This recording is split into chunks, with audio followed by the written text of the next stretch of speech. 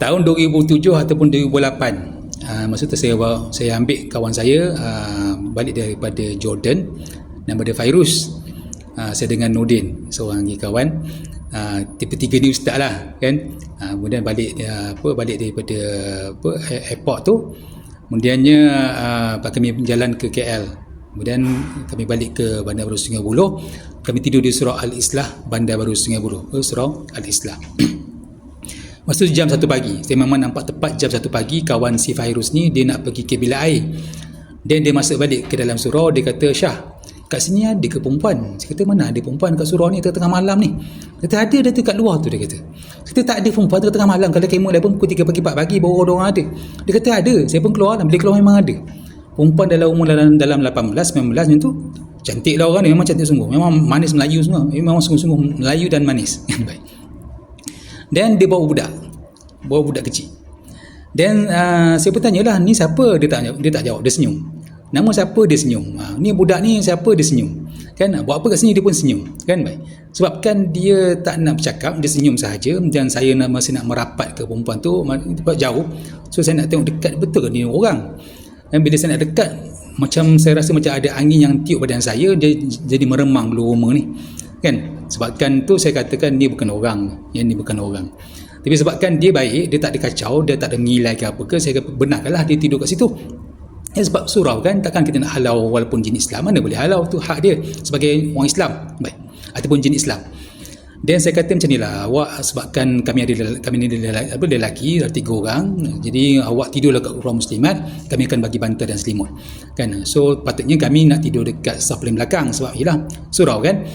Sebabkan ada perempuan, kami terpaksa tidur di saf pertama, walaupun dari segi adab tak bagus lah kan, tempat ibadah. Jadinya kami pun beransur ke saf yang pertama. Kawan ni yang nama Nordin seorang ni dan seorang lagi nama dia Fairuz terus tidur. Saya menggeletar ni kan, sebab pelik perempuan tu tengah malam ni kan. So saya pun tak idea tidur, saya pun bangun, takutlah tengah-tengah tidur dia cekik saya kan. Dan saya pun pergi ke ruang muslimat tu. Saya pun sebab ada langsir dan nampak pergerakan dia, sebab masih ada lampu, saya pun cakap pada budak tu, macam ni lah kak, saya bagi awak pen dan kertas, kemudian awak tulis awak ni siapa.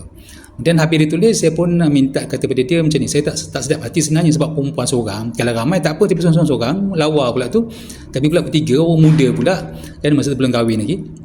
Jadi saya kata kalau boleh minta awak beransur lah, sebab nak takut nanti jadi cerita kan, walaupun saya ustaz tapi mulut orang kan takut jadi cerita. Saya minta dia beransur. Lepas saya kata minta dia beransur, saya dengar dia saya nampak dia bergerak ke pintu dan bunyi pintu tu dibuka. Saya pun kejar, tergerak hati nak terkejar. Saya kejar dengan dalam dia perempuan pakai baju kurung, bawa budak. Kemudian saya kejar, tenaga lelaki tu masih sihat masa tu, tak jumpa, hilang begitu saja. Itu kisah pertama. Kisah kedua, saya balik daripada Putrajaya, ada urusan di Putrajaya, urusan Al-Imam lah. Kemudian sampai ke Puncak Alam, rumah mak saya. Siapa yang biasa pergi ke Puncak Alam tu, dia akan perasan ada MACD tepi jalan, beratur dulu, zaman dulu lah. Kemudiannya dekat roundabout, sebelum roundabout ada corner, ada selekoh. Kemudian sampai situ saya nampak orang berdiri di tepi sebelah kiri jalan, dia merangkak ke tengah jalan dan merangkak ke atas divider dekat selekoh tu.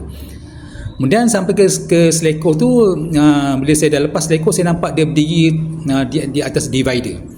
Tengkorak ni, mungkin terkorak rangka semua.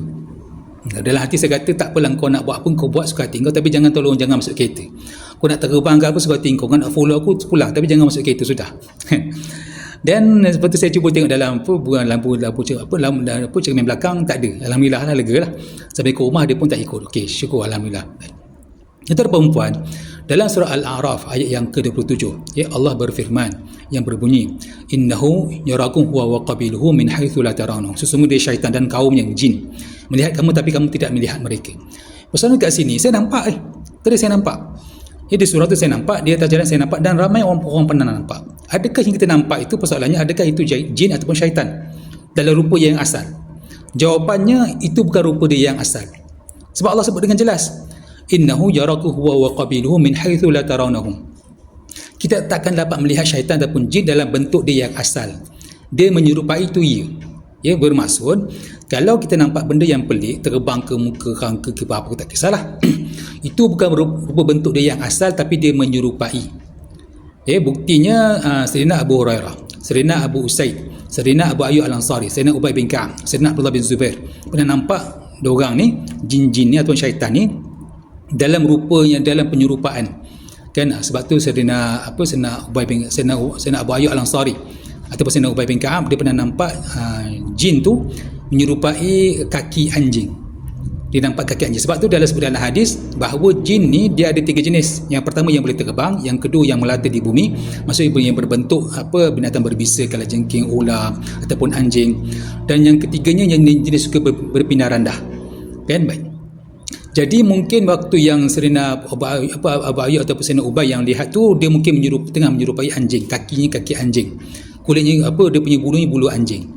So apa yang kita nampak, yang kita katakan langsui, pocong, pontianak ke benda semua tu adalah penyerupaan, bukan bentuk dia yang asal. Baik, satu. Yang kedua, so dari segi bentuk, melihat bentuk yang dia yang asal tak boleh kita nampak kecuali dia menyerupai. Baik. Yang kedua, kalau kita nampak jin ataupun jin yang menyerupai, yang mencuba mengganggu kita, apa yang perlu kita buat? Kata Sayyidina Umar dan Sayyidina Sa'ad bin Abi Waqqas, dia kata azan. Kalau tak boleh buat apa, azan. Baik.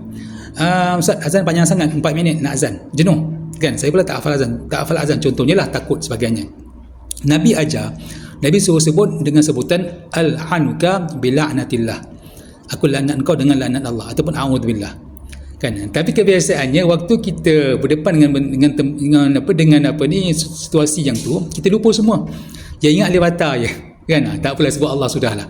Dan kalau tak mampu nak sebut, tak ingat semua tu, mungkin dia dah keluar ataupun sebagainya, takut sebagainya kan, sebut Allah sudahlah kan, ataupun yakin bahawa Allah ni yang akan bantu kita, bukan dia. Dan yang seterusnya, adakah jin boleh kidnap ataupun culik kita? Ya, boleh. Berlaku pada zaman Sayyidina Umar, seorang sahabat daripada kaum Ansar yang diculik lebih daripada 4 tahun. Kena culik ni lebih daripada 4 tahun. So ada orang yang hilang 2 hari, 3 hari, seminggu, sebulan, setahun, 2 tahun tu, macam wallahualam, kes acap tu yang hilang tu, wallahualam, mungkin diculik oleh jin dan mungkin insyaAllah akan keluar balik. InsyaAllah kita doakanlah moga-moga dia dapat diselamatkan kan. Baik. Kemudian, adakah jin boleh bunuh kita? Ya, jin boleh bunuh kita. Buktinya masa perang Khandak ataupun perang Parit ataupun perang Ahzab, nama perang yang sama, nama perang yang berbeza tapi perang yang sama. Perang Khandak, perang Parit ataupun perang Ahzab, nama perang yang berbeza tapi perang yang sama, berlaku di Madinah. Seorang sahabat, dia ni baru kahwin, orang Ansar. Dia balik masa tengah perang tu, dia minta izin kepada Nabi untuk balik sekejap tengok isteri dia, sebab baru kahwin kan, sebab tak sayang bini dah kan. Sampai ke rumah, dia nampak isteri dia dekat luar. Dia macam tak syak lah, bini dekat luar. Apa bini aku kat luar ni dalam keadaan perang sebagainya ni kan. Lepas tu dia duduk dalam rumah. Dia kata jangan marah aku. Kau tengok dalam rumah tu ada ular. Dia pun masuk, dia nampak ular tu, dia pun bunuh. Dia bunuh ular dan dia pun dibunuh. Dan disebut dalam hadis, tak pasti siapa yang mati dulu. Kemudian cerita ni sampai kepada Nabi kata, kalau kau nampak binatang berbisa masuk ke rumah, bagi dia amaran 3 kali. Cakap dia, kalau kau ular, kau stay, kalau kau jin, kau belah. Gitu. Kalau dia stay juga, masih dia ular lah. Kalau dia belah, jangan kejar. Kalau kita cakap bang ni, kalau bang ular, bang stay, kalau abang bukan ular, abang belah kan. Dia pun keluar, jangan kejar pula, tu mungkin jin kan, begitu. Tapi kalau jawab, kau apa hal kan, pandai-pandai awak lah. Tapi Nabi beritahu, bagi izin ataupun kita negotiate dengan dia 3 kali kan. Baik. Kemudian dari segi kelebihan, adakah ada kelebihan melihat jin? Tak ada. So pada saya, siapa yang mendakwa dapat melihat jin tu menipu ataupun dia ada penyakit. Jadi tuan-tuan perempuan, siapa yang dapat melihat bentuk jin yang menyerupai itu, kalau boleh pergi berubatlah. Tak ada apa-apa kelebihan pun. Rupa-rupa buruk. Kita kalau antara tengok katak dengan tengok orang yang paling lawa, nak tengok siapa? Normal manusia dia akan tengok orang yang paling lawa lah, atau yang paling handsome tak? Nak tengok katak apa kan. Jin ni tak cantik, dia tak handsome kan. Baik, itu tuan perempuan, itulah tafsir untuk surah Al-A'raf ayat yang ke-27. Moga-moga dapat manfaat, sebab Al-Imam bukan sekadar kelas mengaji.